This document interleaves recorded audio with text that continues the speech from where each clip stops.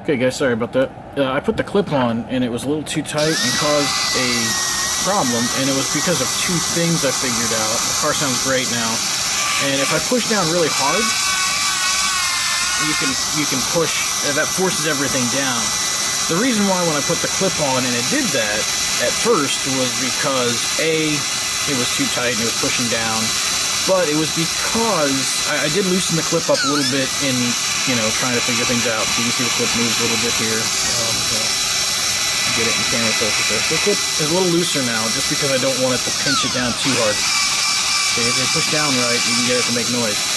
But this gear here was not quite on straight, and so every time that the gear would teeter, it would cause everything in the bottom to teeter, and it would cause it to rub the chassis just a little bit. So everything's got to be straight and flat, and will be good. It's just maybe I'll come back in the top plate and trim a couple thou off of that, so we don't have an issue there in the future. You know, that's what I was working with, and even on camera, that's what happened. That's kind of why I cut the camera off. I wanted to see what was wrong and identify it before I went any further. But the car with all the gears on it reads 0.1. You know, it's going from 0.9, 0.09, 0.1, and that's about as good as you're going to get a Fray car in terms of, you know, overall, you know, amp reading. So now we are essentially just at everybody's favorite part, the crown gear. So first thing I'm going to do is I'm going to take these pickup shoes. Well, no, I need the pickup shoes on. These are just from a different car, just to get the car up and running. So I have my rear axle back here, right? It's still nice and slidey, right? But yet doesn't move in there. We get crown gear.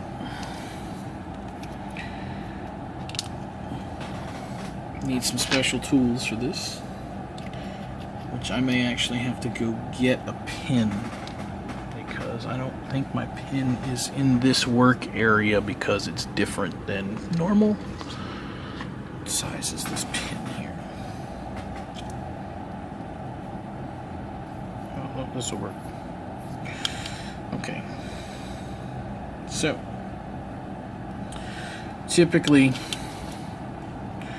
with a WizzJet crown gear, WizzJet pinion, I will put 10 to 13 in the back, and I will put 23-ish in the front. You know, space. You want to space it to the box, and we'll go over that. Usually 10 is a good starting point for most people. Now, you can space it a little tighter, a little looser. Depends on how much lash you want, depends on how long you want to take to break it in. But that is solely up to you. So, what I do, stand the chassis up. We're going to start with a 10 in the back. Okay. We are going to put a dot of oil here, because that helps keep the spacer in place if I don't mess it up when I oil it. Oil will help hold the spacers. It's very nice. So what I'll do is I'll put my axle through just to make sure the spacer's lined up. Then take my crown gear, put it here. Well, before we get too much further, one thing I forgot to mention, take everything. You want to take the car basically apart for this. And the reason why you want to take the car apart, I mean, you can leave the magnets in. You can even leave. I'm going to take the magnets in. You can take the brushes out. It makes it a lot easier for the end of this. The only thing you want to feel here is the gears. You don't want to feel anything else, and you really don't even want to feel the idler gear. So we're going to take the idler out. The first thing we're going to do is we're going to space this up. So we're going to get this in here, the gear in. Alright, we're going to put the axle through. Put the gear in, get the axle through. This is like an 055 pin. So now that we've got that in there, what we're going to do next, we're going to put everything back in here, and we're going to feel where the gear wants to be. I'm going to push it in this way and this way away and see where, you know, we're going to see how much lash we have by holding the gear. We're going to wiggle it. There's not a lot of lash there. If I push it in, I feel a lot of clicking because there's no spacers there to hold it. If I push it out, there's still some clicking. Now you will get some clicking no matter what in certain aspects. So like right now we may be too tight. Even with this, just this 10. Every, you know, I mean, it depends on your pinion mesh and your, you know, it depends on many different factors. Now, if they are too tight and it's clicking, if you hold the gears and you still got a little bit of wiggle in your crown gear like this, that means you're probably not too tight. That means we probably just need to get it broken in. So we're going to leave that right there with 10.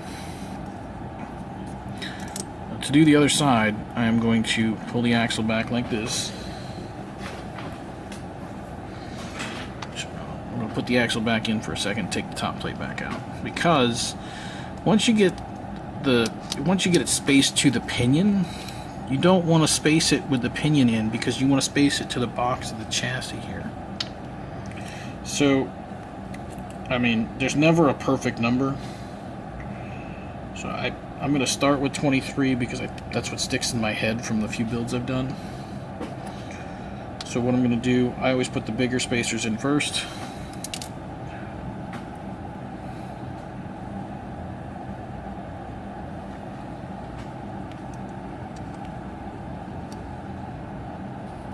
One shot way back here. The reason why I do the bigger ones in here first is because if you're gonna smash a spacer, it's the smaller one that always gets damaged. You want to be able to see it going into the smaller spacer first when you put the actual axle in.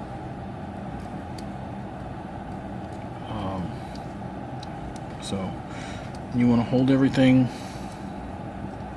tight, as tight as you can. There's the spacers back in there. Okay, so now you should, well, the way I check this, and everybody does something different, I grab the gear as square as I can and see if I can wiggle it. I have no wiggle there whatsoever. This crown gear, see, but the axle wiggles. This may be too tight. Crown gears are a very touchy, we don't know. Like, if you could, like, I can't get it to wiggle straight back and forth. That's good and bad, because it may need to take a spacer out, and it may need, or it may be okay. See, like right here, it feels fine, but once you put a bigger axle in, everything else can change. So after that, I load this in here. This is the press from scale. Slide this all the way through like so. Put my rear axle in.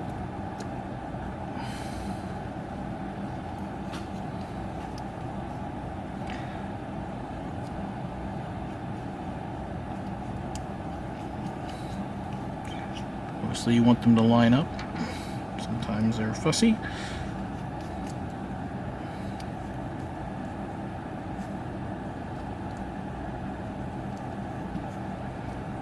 Okay, so now I got it lined up. You want to put pressure with your outside finger. I'm just going to slowly thread this in here. Now, when it gets to the first spacer, you want to be careful. I kind of do the same thing I do with the gears. In and out a little bit. Make sure that everything seems like it's moving the way it should.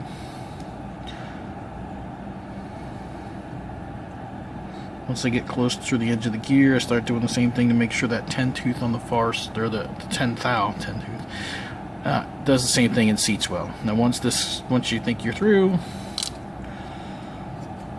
you want to just take it out.